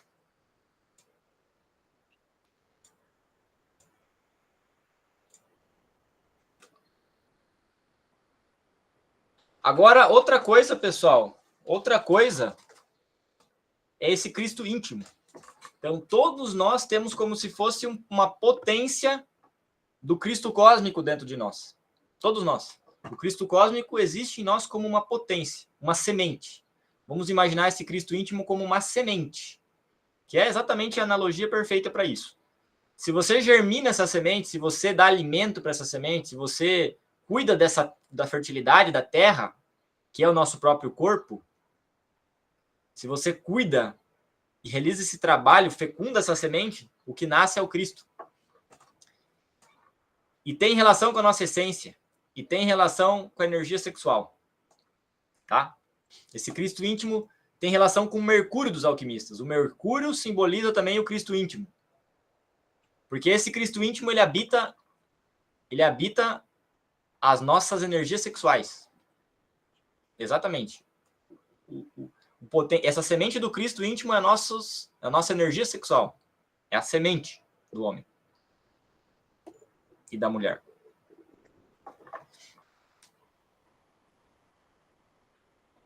Então, ela simboliza o próprio Cristo. É a própria vida. É a força de vida. Né? Então, tanto é isso que gera vida, né? É isso que cria um ser humano. Só que essa mesma força pode criar um ser espiritual. Esse é o ponto. A mesma força que cria o ser humano, se for fecundado na barriga de uma mulher, né, no útero, só que se ele for fecundado no útero superior, espiritual, digamos assim, ele fecunda o Cristo cósmico. Né? E essa pessoa, então, com esse potencial, ela se torna um Cristo. É mais ou menos nesse sentido que a gnose interpreta esse drama. Tá? Um drama pessoal. Tá? Então, esse é o Cristo que tem que nascer dentro de cada um de nós. Esse é o que se chama o Filho do Homem. Por que o Filho do Homem? Por que não é Filho de Deus? Por que chamavam o Cristo de Filho do Homem? Não é um pouco misterioso falar o Filho do Homem? É o Filho do Homem, porque é o homem que cria ele. Essa é a potência do ser humano, né? É o que Deus depositou no ser humano. Se ele trabalhar com isso, se ele trabalhar com esse mistério, se ele buscar se purificar, se ele transmutar suas energias, ele vai alcançar essa força cósmica nele. Essa força cósmica vai encarnar nele. Então é um mistério assim gigante, né, pessoal? É um mistério absurdo. A gente está aqui na matéria, aqui, meros mortais, como dizem os católicos, né? Somos meros pecadores, mas existe em nós essa potência. Mas aí que vai dos intrépidos, né? Das pessoas que têm valência, das pessoas que têm gana, da pessoa que tem impulso, da pessoa que segue esses impulsos que Deus dá para ela. Porque quem faz essa obra, na verdade, é Deus, pessoal. Não é o ser humano. O ser humano só serve de veículo. Ele se dispõe a fazer a vontade de Deus, entendeu? Mas é Deus que chama, é Deus que dá o impulso para a pessoa fazer essa obra. Essa força cósmica, o Pai, Deus, que dá esse impulso. Nosso Pai comum. Então, não é todas as pessoas que recebem esse impulso. Então, não vamos julgar as pessoas que não querem fazer uma obra espiritual. Mas vamos olhar para nós mesmos e descobrir dentro de nós mesmos esse impulso. Se nós temos esse impulso, né? E aí, se nós temos esse impulso, nós temos que fazer o máximo para desenvolver esse potencial.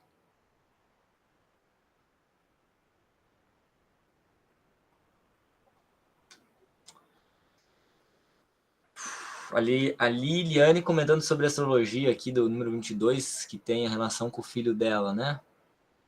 Ah, não, isso é com a Catarina, na verdade, filho da Catarina, acho. Não sei do que a Catarina estava falando, na verdade. Mas eu sabia que ele ia nascer a 22 de fevereiro. Foi o melhor até, sinceramente. Ah, tá. O filho dela ia nascer. Tá, perfeito. Então, enfim. Alguém tem alguma dúvida, pessoal? A gente já está caminhando para o fim. Aqui a gente colocou, né, como missão de Jesus de Nazaré, né? Jesus, conhecido como Jesus, o Cristo, como um atributo, né?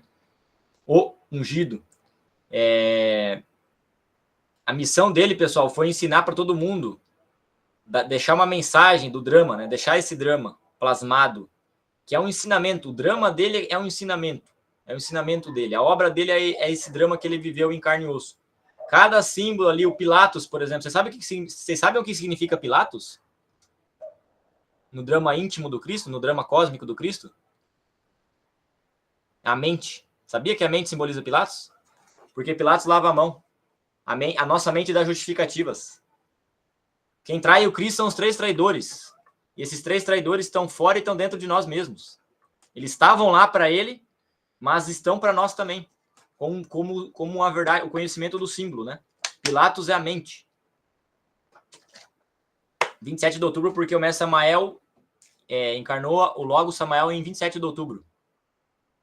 Então é o Natal gnóstico porque, né, o mestre Samael é nosso patriarca. Por isso. É um Natal, né? Todo o nascimento do Cristo é Natal, entendeu, pessoal? Dentro dessa perspectiva do Cristo íntimo, de cada um, quando a pessoa encarna o Cristo, é o Natal da pessoa. O Natal é quando a pessoa... É o nascimento. O Natal significa o quê? O nascimento. Quando essa força nasce dentro da pessoa, simboliza o Natal dessa pessoa. Vocês estão entendendo? O Natal do Cristo cósmico é 25 de dezembro. Mas o Natal de cada pessoa é quando a pessoa encarna essa força dentro dela. Esse é o ponto. Samael encarnou a força de Samael, do ser dele, que é o Deus interno dele. É um Deus, é o ser, é o Deus íntimo. Só que esse Deus ainda é filho da Trindade. A Trindade ainda é pai do nosso ser interno. Então existe é o mistério do pai do pai. Ou seja, o nosso ser interno, o nosso Deus interno ainda tem o pai, ainda tem seu pai, que é outro mistério. É o pai de todos. Então aí já entra outra dimensão dentro da Cabala, né? A própria Trindade da Cabala, que é o pai da Trindade que nos criou. Essa Trindade da Cabala criou todos os seres, digamos assim, daquele cosmos. As iniciações, Liliane, essas iniciações são iniciações da alma, né? Eu não sei exatamente no que você se refere, mas em que sentido, né? A iniciação é a vida sabiamente vivida. Esse é o processo da iniciação. Se você quer saber da alquimia, é outra coisa, né? Não sei exatamente o que você quer saber. Se quiser me aclarar aí, agradeço. Então, pessoal, missão de Jesus, a iniciação da segunda câmara. Ah, tá. Não, isso aí geralmente é à noite, sim. Geralmente é mais na parte de noite, assim. Não sei noite, assim, 19, 20 horas.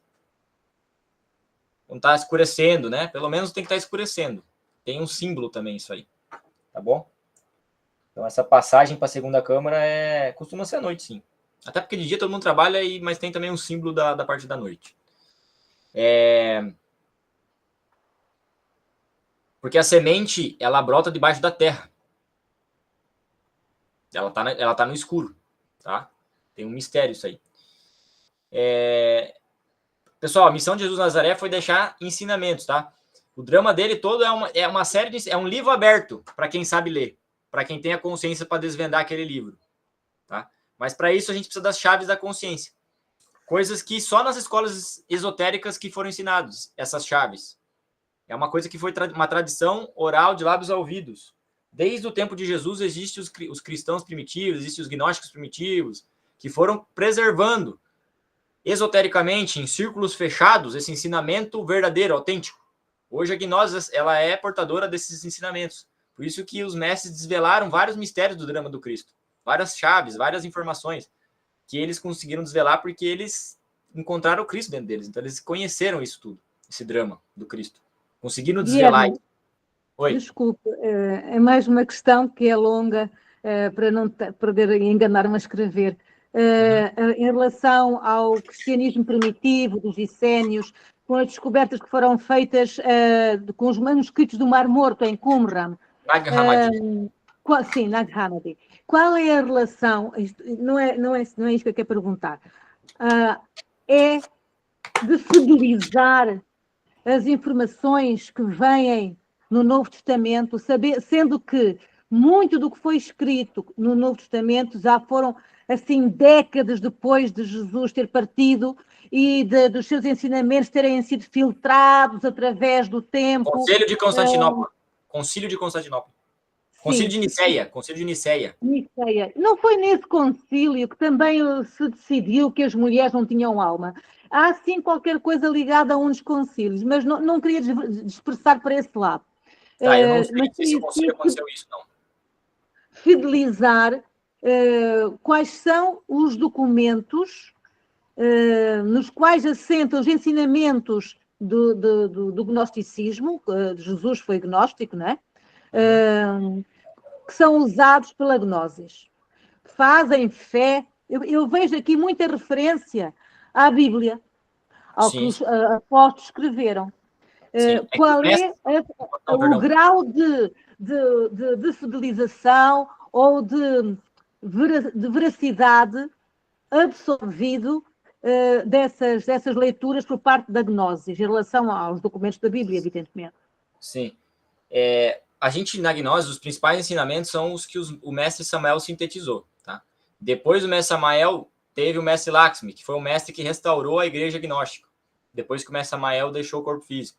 Então, esses mestres, eles foram revelando os mistérios, né?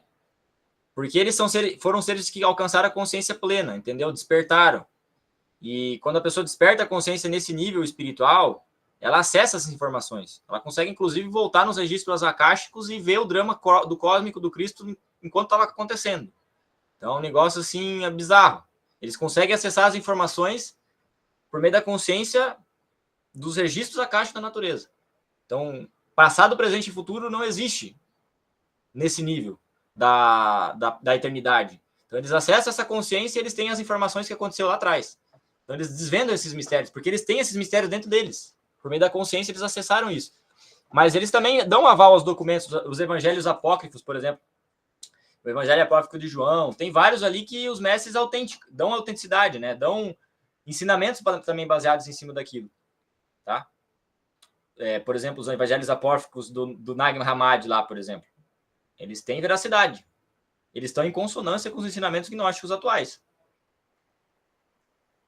Mas, sobretudo, porque a gnose, na verdade, ela é um compilado, né? A nossa gnose atual contemporânea, ela foi um compilado de várias culturas, porque a gente acredita no conhecimento universal. Então, nós não temos os mestres se aproveitaram do conhecimento das linguagens, o que era mais pertinente para explicar o que eles queriam explicar, entendeu?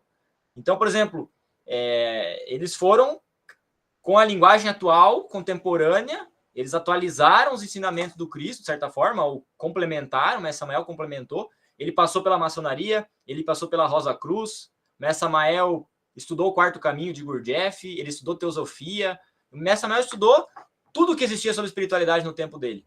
Né? Budismo ele estudou todo. E aí ele pegou e sintetizou sua própria linguagem, entendeu? Criou seu método de trabalho, pegando várias coisas de vários lugares, para explicar o caminho espiritual. Então, a gente pode estudar a Bíblia, a gente estuda o budismo para falar de coisas da mente, depende do assunto, porque cada religião se aprofundou mais em certos assuntos, entendeu? O budismo foi muito para a mente, então o budismo fala muito da mente, né? Só que falta essa parte do Cristo, né? Do que o Cristo trouxe. Essa parte mais mística, essa parte de Deus, outros ensinamentos. Então, toda religião explicou ensinamentos que se complementam em algum nível. Não foram eles por si só, o mais completo foi o do Cristo. Mas o do Cristo também não foi completo, porque a nível público, os 4 evangelhos, pelo menos que a gente conhece, é superficial, é símbolo, não tem ali muita explicação. Entende? Sim. Ainda a propósito dos evangelhos, existem também outros que foram encontrados pelos coptas, do cristianismo copta, de Judas, de Tomé, ou Tomás, não sei, e de Madalena, que também não são reconhecidos pela Bíblia oficial do Vaticano. Dão aval no Evangelho de Judas. Inclusive, tem um livro do mestre gnóstico que ele escreveu sobre o Evangelho de Judas. Tá? Sim. Judas é conhecido como traidor, mas na verdade ele fez parte do drama cósmico. Ele cumpriu um programa, papel sim, necessário. exatamente. Cumpriu um papel necessário. O Cristo Exatamente. precisava ser sacrificado. Ele sabia que ele precisava ser sacrificado, porque ele estava representando um drama cósmico. Então, Sim. Judas sabia disso. Nenhum outro discípulo sabia disso. Judas era o discípulo mais avançado de Jesus. Ele fez o que nenhum outro queria fazer. Ele fez o que só ele poderia fazer. Então, toda essa passagem... Dentro da linha do gnosticismo, o que é que se comenta sobre a perseguição dos cátaros? Os cátaros foram considerados gnósticos porque foram perseguidos pela Igreja Católica e Sim. foram eliminados. Dizem que muitos refugiaram-se na floresta, por aí fora. O que é que a Gnosis diz disto? Só que os cátaros eles buscavam o cristianismo primitivo. Sim, só que eles estão mais no gnosticismo primitivo, né? Que é um gnosticismo diferente do gnosticismo atual, porque eles foram meio para um caminho diferente, né? Eles meio que... Eles foram meio extremos, na verdade, né? O gnosticismo contemporâneo não é tão extremo, no sentido de, nossa, a carne é má, a gente tem que, sabe? A gente tem que destruir a carne, o Deus é mau e não sei o que, tem o Deus mau, né? Que quer nos enganar. Então, eles estavam tudo numa visão um pouco mais extrema, eu acho um pouco até mais pessimista, sabe? O gnosticismo atual, depois de todo o drama, depois de várias informações, ele se atualizou. Mestre Samuel atualizou, né? Aí trouxe eu, na minha opinião, trouxe um gnosticismo mais equilibrado, né? O gnosticismo mais equilibrado, mais eu, para mim, mais equilibrado, mas também atualizado para o momento atual da humanidade, né? Em sociedade, né? O conceito do quarto caminho de Gurdjieff foi acrescentado ao gnosticismo, né? Foi trazido ao gnosticismo. Isso por quê? Porque a gente busca resultados concretos, né? A gente busca resultados concretos, mais do que uma filosofia, mais do que uma explicação, né? A gente busca o conhecimento prático, vivencial, né? Então, o gnosticismo contemporâneo também é muito prático. Não se detém tanto em ficar estudando todas as filosofias da religião e querer a explicação de Deus nos mínimos detalhes. Ele quer conhecer Deus pela experiência própria. Ele quer se conectar, entendeu? Mais do que entender. Então, é que nem... Porque toda religião acaba caindo nisso, né? Tem um período que ela se torna como se fosse os da época de Jesus ali, eu esqueci o nome do povo agora, que entendiam muito das escrituras, ou seja, se tornaram intelectuais das escrituras. E ficaram cegos na escritura cega. Pararam de viver o mistério, entendeu? É mais a letra viva, Gnose, do que a própria informação das coisas. A gente busca encontrar a verdade dentro de nós. Claro que as informações externas ajudam e são coerentes também, né? Mas se a pessoa não tem a consciência interna crística, ela não consegue compreender esses ensinamentos. Então, a gente tem que viver estudando ao mesmo tempo que vive o negócio, ao mesmo tempo que vive isso. Aí você vai conseguir conhecer a verdade nas escrituras, porque você vai ser inspirado, digamos assim, você vai estar inspirado por Deus, porque você está conectado com Deus, então só Deus consegue ler o caminho. Só essa força crítica, essa consciência crítica que consegue ler o caminho, que consegue saber o caminho. Então, se você estiver inspirado nessa força, porque você está buscando seguir os seus preceitos, pegue tua cruz, negue-te a ti mesmo, siga-me, sacrifique pelos demais, ajude as outras pessoas. A pessoa que está vivendo esses preceitos, que está buscando amar Deus sobre todas as coisas, que está buscando se livrar do pecado, se livrar do mal, essa pessoa, pouco a pouco, vai como se fosse assim, ó. Deus vai como se fosse baixando para a vida dela a sua sabedoria, as suas bênçãos, a sua luz, a sua clareza. Então, a pessoa vai descobrindo intuitivamente as verdades, né? Então, a gente precisa, sim, de instrução, a gente precisa de pessoas que escreveram sobre, mas chega um nível que a gente precisa praticar, a gente precisa viver o ensinamento, viver para aquilo. Isso é o que vai realmente permitir que a gente se conecte com a verdade das coisas, com a verdade desse caminho, né? Sim, João, perfeito. Eram os escribas, né? Mas era um povo, o nome de um povo que se tornou... Enfim, acho que eram os escribas. Os sumérios tiveram escribas, os egípcios também. Sim, os escribas não era... Que o povo fala, que o povo que fez, Jesus fez uma crítica a esse povo, como Sócrates também fez uma crítica aos povos lá do tempo dos gregos, que é sofistas, né? É tipo sofista do tempo, só que isso é do tempo de grego, né? É o tempo da Grécia. Só que para Jesus também existiam os sofistas de Jesus, os fariseus. Obrigado, Liliana. Os fariseus, né? Que sabiam tudo das escrituras, mas era um conhecimento morto, frio. Porque eles não viviam o mistério dentro deles. Ou muitos deles não viviam o mistério. Estavam mais atentos à letra morta. E Deus se atualiza, gente. Deus, no Antigo Testamento, era um Deus da justiça. Deus era severo. Só que Deus também se atualiza na relação dele com o ser humano. Deus vai se atualizando. Deus ele não é um... Ele é uma... Assim, ele tem várias camadas, né? Mas no Antigo Testamento, Deus se expressou de uma forma. Com Jesus, ele veio com outra expressão. Ele se atualizou, ele se tornou mais misericordioso. Inclusive Chokmah, que é o filho, é a própria misericórdia de Deus. O filho simboliza misericórdia, né? O pai é severidade. O pai é justiça, severidade, é mais sério. O filho já vem com misericórdia. Então, é uma atualização que Deus trouxe para a humanidade, porque a humanidade precisou disso. Enfim. Então, a religião dos verdadeiros mestres é a religião onde que Deus fala com o ser humano. Deus tenta indicar o caminho para o ser humano, né? Os mestres espertos que sabem o caminho, que entendem como chegar ali, chegar a essa força, se conectar com essa força e permanecer nessa força, né? Eles vão dar as mensagens deles, eles vão dar os seus ensinamentos. E é isso que a gente precisa, e não só aprender, mas seguir, né? Fazer, aplicar na nossa vida. Esse que é o ponto. Então, para nós será em vão que Jesus tenha morrido na cruz há cerca de mais de 2000 anos, né? Se não nascer dentro de nós. Então, essa força tem que nascer dentro de cada um de nós. Seria em vão que ele viesse ensinar dessa forma e a gente não fizesse carne e osso também desses ensinamentos, né? Que é muito diferente, essa interpretação é muito diferente do que o cristianismo que falou, não, ele morreu por nós. A gente já está tudo tranquilo. No gnosticismo não é assim. Você tem que ter o mérito da tua salvação. Não é só crer no Cristo, não. Tu tem que encarnar o Cristo.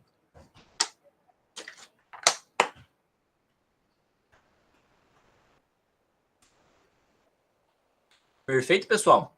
Alguém queria comentar alguma coisa? Estamos disponíveis aqui. Agradecemos desde já, né, a atenção. Aqui, ó, pode falar, Francisco. Portanto, os três aspectos são o cósmico, o histórico, qual é o terceiro? E o íntimo. O íntimo. Muito bem. É o pessoal, o íntimo. Fátima, uma lei da natureza é a evolução, mas sabe qual que é a lei gêmea dessa? A involução. A involução. A dualidade. Na verdade, a gnose caminha pela revolução. Ela quer transcender as leis de evolução e involução, inclusive. Porque o Mestre Samael faz uma, entre aspas, uma crítica, mas ele fala porque muitas escolas espirituais acreditam na evolução constante e eterna. Só que eles acreditam nisso desconhecendo a lei da involução. Se a alma não revoluciona dessa dualidade, ela está presa na roda. Evolução e involução é a roda do Sansara. Não liberta ninguém da roda do Sansara, a evolução e a evolução. A evolução vai até um ponto. Preciso de dizer uma coisa, Guilherme, aqui na sessão. Considero-me cristã dos quatro costados. Pronto. Eu também me considero cristão. Sim, cristã. E os valores do cristianismo encontrei-os também noutras filosofias, na hindu, na budista, na muçulmana, porque eu li essas filosofias na grande crise de quase 25 anos, porque passei da minha espiritualidade para procurar um caminho para mim. Uhum. Não tinha conhecimento da gnose, senão teria aderido mais cedo. Agora vou daqui com um nó no meu cérebro, com estes aspectos do Cristo cósmico, histórico e íntimo, sendo que já não é uma energia, portanto, também já vim ao longo dos últimos anos percebendo que Cristo é uma energia, mas agora quando eu falar com ele, como é que será? Como é que eu ouso falar com uma energia criadora? Mas isso está em você. Você é a cristalização de uma energia criadora. Meu Deus, então vou para o mau caminho porque... Nós somos divinos por natureza. Nós temos o divino em nós.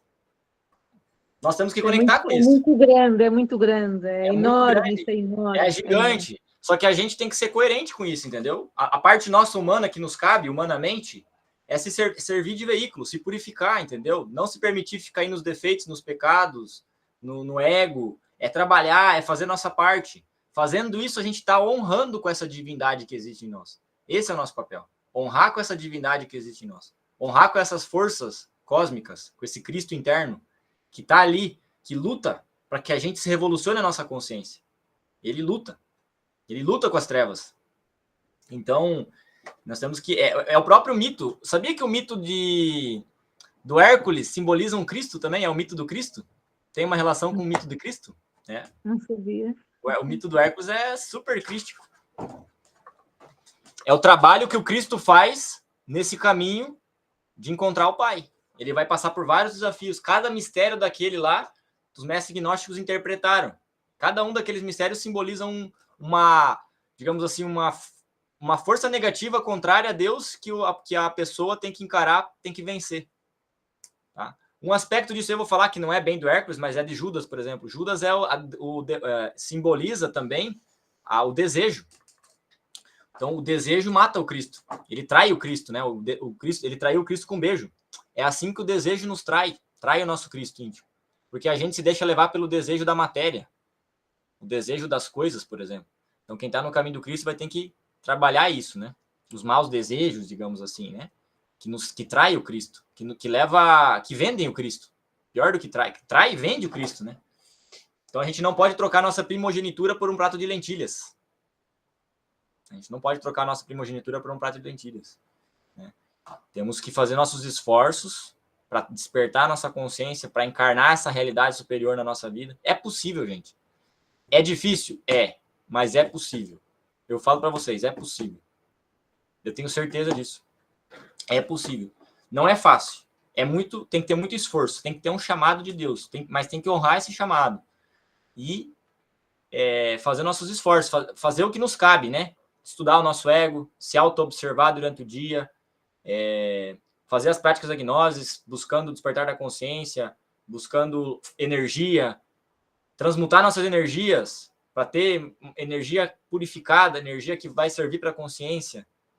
Não deixar os egos roubar nossa energia com explosões de ira, de raiva, de emoção negativa, das expressões do ego na nossa mente, nas nossas emoções, que vão nos roubando, vai sugando a nossa energia, tá? Então, o nosso trabalho é compreender todo o defeito que se expressa na nossa mente, todo o defeito que se expressa nas nossas emoções, todo o defeito de hábito que nós temos. Nós temos que nos estudar a si mesmo, para conhecer essas trevas que existem em nós, essa natureza inferior. Fazendo isso, pouco a pouco a gente vai encarnando essa verdade, pouco a pouco. A gente vai se purificando e a gente vai vibrando nessa verdade. Nós vamos vibrando com isso. Isso aí vai se tornando real na nossa vida, tá? Deus vai se apresentando para nós pouco a pouco. Esse Cristo íntimo vai sendo o canal, né, para nos levar até esse Deus. E também para conhecer esse Cristo que existe em nós. Essa força do sacrifício, pessoal. Cristo é o movimento, é o sacrifício.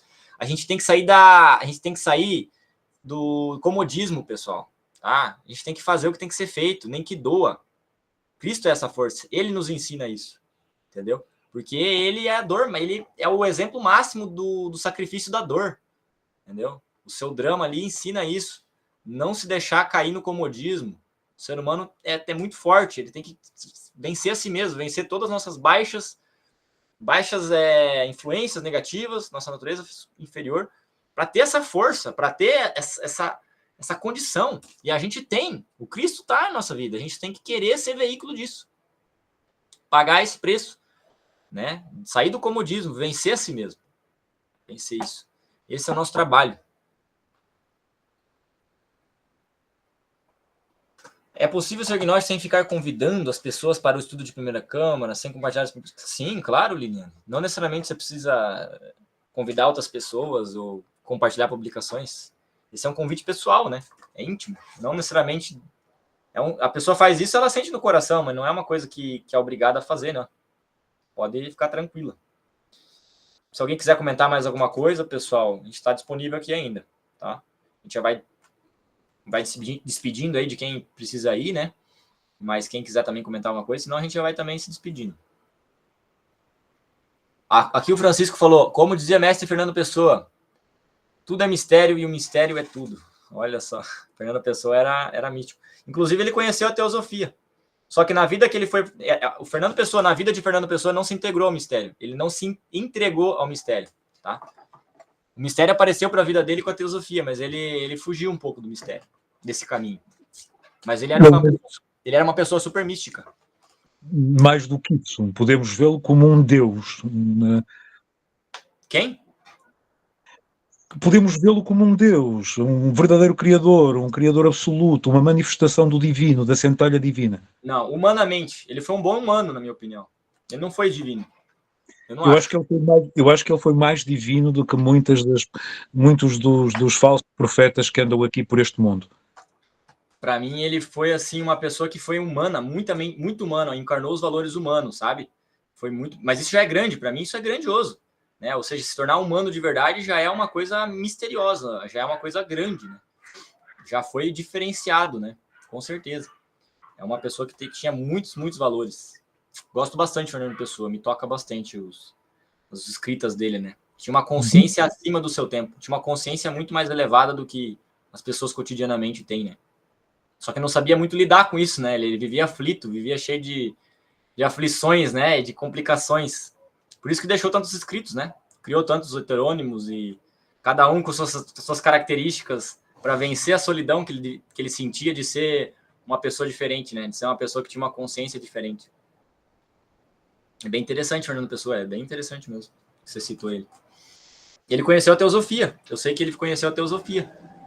Só que ele não avançou, assim, não caminhou muito no caminho, né? Ele ficou meio de lado, assim. Mas ele conheceu uma escola esotérica. Ele não avançou muito, ele não era ovelha de nenhum rebanho. Portanto, ele não avançou muito, isso é a sua perspectiva. Na minha perspectiva, acho que avançou imenso. Ele não seguiu nenhuma doutrina.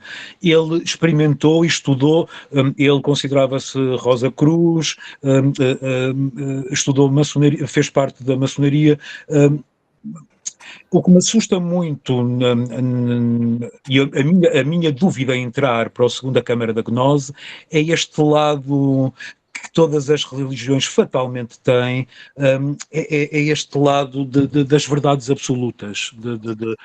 Como vê, a minha visão sobre Fernando Pessoa é muito diferente da sua. Não acho nada que ele tenha ficado a meio do caminho, de todo. Ele era um caminho. Bem, eu vou respeitar a sua opinião, não vou nem fazer comentários, né? Cada um vai ter uma perspectiva sobre isso, né? Talvez você estudou mais, enfim. Mas eu sei que a pessoa sozinha não alcança, né, esse caminho, ele precisa ter um grupo, né? Isso é muito importante. Uma pessoa sozinha, ela não consegue frutificar. Todo mestre teve um mestre. Se ele não teve um mestre, então ele não conseguiu chegar, né? E se ele foi o mestre, ele tinha que ter tido discípulo, porque todo mestre tem um discípulo, né? Então aí não faz parte dessa cadeia esotérica de ensinamentos e de chegada até esse mistério, né? Fernando Pessoa tem discípulos até hoje, eu sou um deles, somos milhões em todo o mundo. Sim, e qual que é a estratégia para se conectar à divindade de Fernando Pessoa? Quais são os ensinamentos, a doutrina que ele deixou?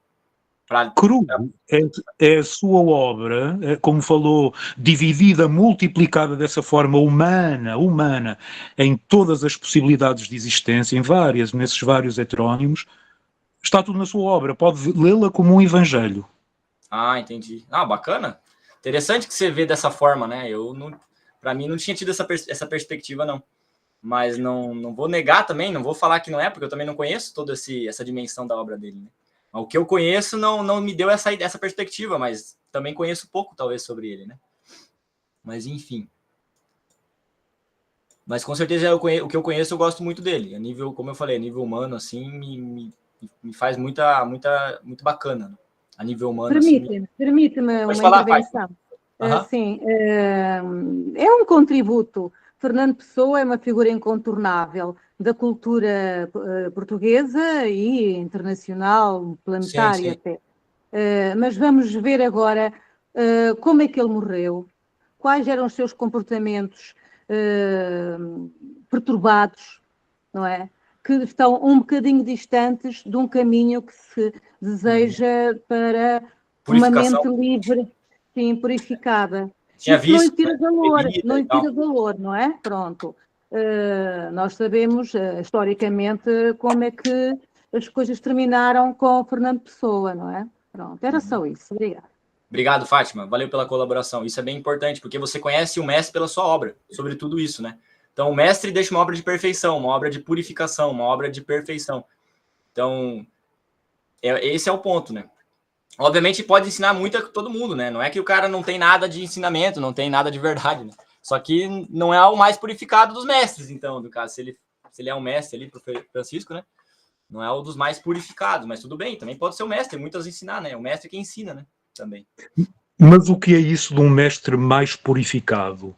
Mas o que é isto de um mestre mais ou menos purificado? Quem matou o ego, quem se livrou dos vícios. O Fernando Pessoa não tinha pretensões a ser sobre-humano, mas era enquanto gênio criador. A ideia de procurarmos Deus fora de nós é que eu acho que está errada, muito errada.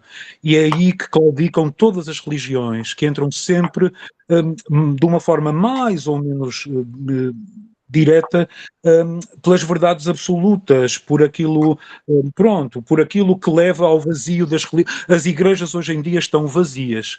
Eu adoro igrejas, não sendo crente. Quem entrar numa igreja vê que as igrejas estão vazias, é só velhos, basicamente. Estão vazias porque é ciência morta, são conhecimentos todos que se estabeleceram em verdades absolutas, que são mortas, não dizem nada a ninguém.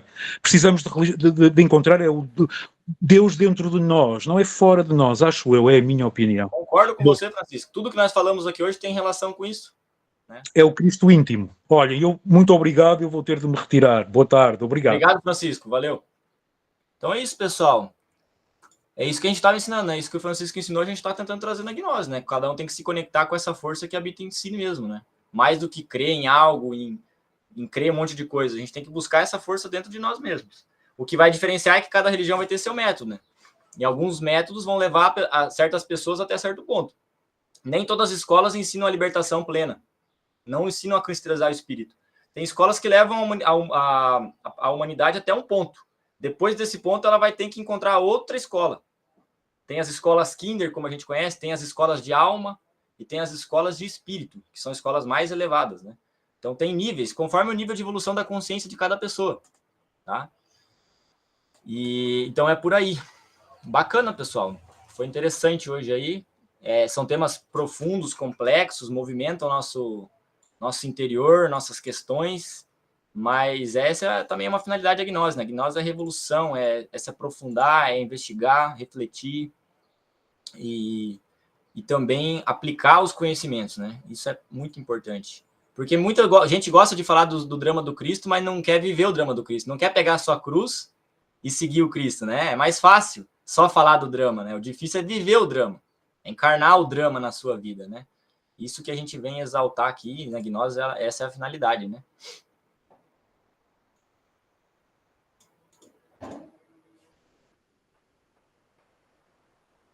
Então é isso, pessoal. A Liliane comentou que tem na cidade dela, nas igrejas que são antigas, tem muitas pessoas, inclusive jovens. Eu também conheci várias igrejas com bastante gente, assim. Acho que a experiência do coisa não é tão positiva nesse sentido, de ter bastante gente. É que algo que se sente não se mentaliza. Quem acessou a força não consegue entender com facilidade, mas é preciso prática e disciplina para fazer acesso. Eu não entendi se era tica, mas enfim. Mas eu entendi no geral, o contexto geral. É perfeito, é isso aí mesmo. É uma força que não é fácil de compreender com palavras. E não é para se compreender em palavras também. A palavra só serve para indicar o caminho, né? Saiu. Pode falar, Karen. Guilherme. Eu quis dizer que é preciso prática. É preciso prática e disciplina, porque se a gente fica só no mental, a gente fica tentando entender, né? Mas quando a gente se desprende de tudo isso, né? E aí eu acho que é um trabalho de meditação para a gente chegar nesse ponto, né? Contemplação, meditação. Eu já pratiquei muito a meditação, contemplação e atingi estados de plenitude. Na gnose, né? Para mim a novidade é essa morte do ego, que é algo muito profundo que eu nunca tinha, né? Acessado tudo de busca. Sabia, né, dessa necessidade, mas achava que isso era algo impossível, né? Até durante muitos temas eu ficava tempo todo pensando assim, mas isso não é possível. Extinguir o ego, para mim, é algo impossível, né? Eu sempre me questionava isso, eu falava, mas será que eles conseguiram atingir isso? Porque, para mim, na sociedade em que nós vivemos hoje, né, parecia-me algo impossível. Agora eu já consigo entender que pode ser que a gente não vai extinguir já nessa vida, mas que tendo consciência da manifestação dele já é um caminho de ir enfraquecendo, né? De avanço, né? É um caminho de avanço. Já consegue avançar, né? Consegue ver o chão ali para caminhar. E muito também, sabe? Oi? Sem dúvidas, o meio influencia muito, porque eu, por exemplo, eu sou do interior de São Paulo, uma cidade pequena, onde as pessoas são muito competitivas, né? O ego grita, as pessoas se conhecem a vida toda e elas querem competir uma com as outras, seja na vida... Quem está mais salvo, quem está mais abençoado? Oi? Da igreja, você está falando? Não na igreja, não. Eu perdão. já frequentei várias igrejas, mas nunca segui, né? Mas eu sei que a igreja é um caminho, que as pessoas vão lá e acessam isso também, essa força, essa plenitude, essa sensação boa que a gente acessa na meditação. Eu acredito que isso também, há muitas pessoas que acessam isso na igreja, né? Essa energia, a força de Cristo. Eu acredito muito nisso, né? É o estado, né? Com certeza. Eu também imagino isso.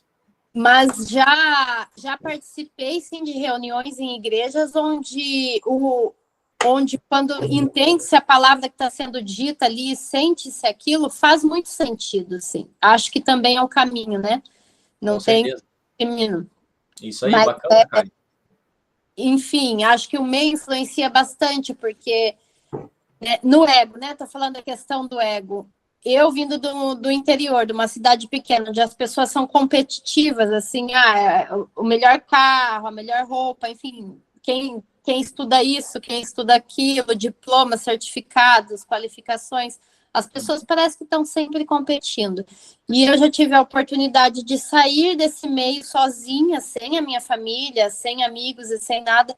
E ali eu pude ser quem eu realmente era, sem todo aquele julgamento, sem o auto-julgamento, sem essa coisa do querer competir.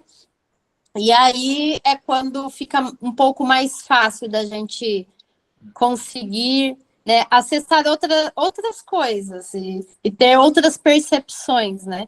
Como se tudo aquilo fosse uma distração e você sai um pouco dali e consegue expandir um pouquinho mais, né? Mas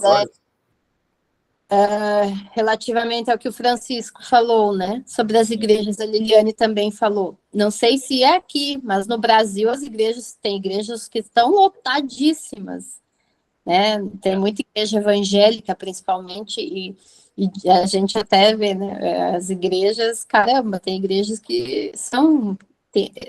O engraçado é que o que mais tem no mundo é cristão não praticante, né? Todas as igrejas, a maior parte dos cristãos da igreja não é praticante. Tem até esse termo, né? Não praticante, né? Porque, assim, lota as igrejas, né? Mas, assim, é uma lotação vazia ao mesmo tempo, porque as pessoas que estão ali... Tipo assim, Deus dá o consolo para todo mundo, óbvio. Quando a pessoa vai buscar, Deus está ali, né? Só que é diferente da pessoa que está trilhando um caminho verdadeiro para se redimir, né? As pessoas buscam conforto em Deus, mas não que buscam Deus verdadeiramente, encontrar Deus. Acho que é uma segurança, né? É como sentir seguro. E tá tudo bem, ou seja, não tem julgamento também. Porque cada um tem que buscar o que está na tua consciência, o que é teu impulso. Exato. Cada um tem um impulso diferente. É o nível da consciência. É o nível da consciência. Se a pessoa não tem nível para compreender algo maior, o lugar dela é ali, entendeu? E tá tudo bem, que bom que existe esse lugar, né? Isso que a gente pensa na gnose, que bom que existe esses lugares que cumprem missões para pessoas que estão nesse nível de ser, digamos assim. Então, com esse nível de busca. De alguma forma, a pessoa está buscando, ainda que não tenha encontrado o caminho ideal. Ela está buscando, está mantendo ali um equilíbrio na humanidade. A igreja cumpre muitos papéis, inclusive de aprisionar as trevas, sabia? Com certeza. Tem pessoas que só não se soltam as trevas internas porque tem a igreja ali para criar pressão para a pessoa ficar ali, ó. Sim, do contrário, mais trevas teriam no mundo. Então, a igreja é para servir de cárcere mesmo, a humanidade também em geral, para não soltar tantas trevas. Porque as pessoas precisam ser controladas, esse que é o ponto. A gente reclama que a gente tem... que a gente é controlado, mas as pessoas precisam ser controladas. Uma pessoa sem consciência, meu amigo, se não tem lei, se não tem controle, o mundo estaria bem pior, entendeu? Já estaria bem pior. Se não precisasse ter controle, nem existiriam as leis, né? Nem as prisões, nem nada disso. Se tivesse consciência, não precisaria. Se as pessoas tivessem consciência desperta, não precisaria de leis, não precisaria de regras. Porque as leis são da consciência. Então teríamos que chegar à anarquia. Que a anarquia é uma utopia. Significa não é anarquia. O gnosticismo é teocracia. É teocracia. Pronto. O gnosticismo é teocracia? Teocracia. Mas Deus a anarquia não tem nada a ver com isto. É no segmento do que disse a Karen. Sim, mas é que a anarquia não tem ninguém que manda. Esse que é o problema. Na anarquia não tem ninguém que manda. Mas a sociedade é organizada. Deus manda. Bakunin, o grande mentor do anarquismo, ele defendia essa utopia, esse lugar nenhum, não é?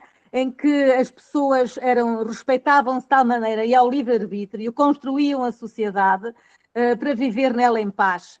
Sendo que hoje o termo anarquia é completamente oposto ao seu momento original, não é? Vai para o caos, se bem que o caos também não é uma coisa tão negativa como se pensa. Mas isso são outras conversas. Queria só despedir-me, porque eu tenho que levar jantar à minha mãe. Eu também. Muito obrigada. Como sempre, as suas conferências têm tempo demasiado curto. Eu gostei muito das intervenções dos colegas também e aprendo sempre. E vou sempre com um medinho aqui atrás a pensar que, de facto, o caminho da morte do ego é preciso levantar muito aí. Obrigada a todos. Vocês todos contribuem para o meu crescimento. Obrigada. Beijinhos a todos. Tchau. Valeu, pessoal. Tchau. Valeu para o pessoal do comentário, que também estava lendo os comentários. Existem bastante coisas relacionadas com a igreja, né? Bastante traumas. Realmente, né? Tem muitas incongruências na igreja e eu entendo isso. Isso também afasta muitas pessoas dessa busca das igrejas convencionais, digamos assim, né? Porque tem muitas contradições, muitas maldades ali. Muita maldade já foi feita, né? Usando o nome de Deus, né? Isso gera trauma na humanidade, né? Gerou um trauma de Deus. Mas o problema não é Deus, o problema é as pessoas humanas que são imperfeitas e não conseguem expressar, né? Não conseguem realmente colocar a vontade de Deus em primeiro lugar, né? Colocam um ego em primeiro lugar. Mas esse é um problema do ser humano, né? Não é um problema da busca espiritual, não é um problema da religião como busca por conexão. Então a gente tem que separar as coisas, né? Uma coisa é a busca pessoal da pessoa em busca de conhecer Deus, de se aproximar. Outra coisa é o que as pessoas imperfeitas tentam compreender sobre isso, né? Os padres, quem representa as religiões, quem garante que são perfeitos, né? O mestre já se afastou faz tempo, né? A própria religião foi fundada depois que o mestre deixou já, né? O cristianismo existiu depois que Cristo saiu. Não existia cristianismo quando Cristo estava ali, né? A igreja existe depois que o mestre se retira, geralmente, né? Geralmente. Então, enfim. Não podemos julgar a igreja, não podemos julgar o ensinamento do Cristo, a coisa pura da imperfeição que as pessoas interpretam, do que as pessoas não conseguem viver dos ensinamentos, né? Tem que separar um pouco. Mas eu entendo vocês aí. E espero que, enfim, né, por esse tema aí, conseguiu aproximar vocês de um religare verdadeiro, né, algo que é interno, algo que está dentro de nós, que precisamos se esforçar aí para encontrar, né. Então é isso. Muito obrigado a todos que chegaram até aqui e tenham um ótimo fim de noite aí em Portugal e final de tarde no Brasil e ótima semana. Que Deus abençoe vocês, tudo de bom, tá? Grande abraço. Precisando de alguma coisa, me dá um toque lá no WhatsApp, qualquer dúvida. Até mais, pessoal. Concordo, João, as igrejas são muito capitalistas. É verdade. O mundo em geral, né? O pessoal quer saber do dízimo.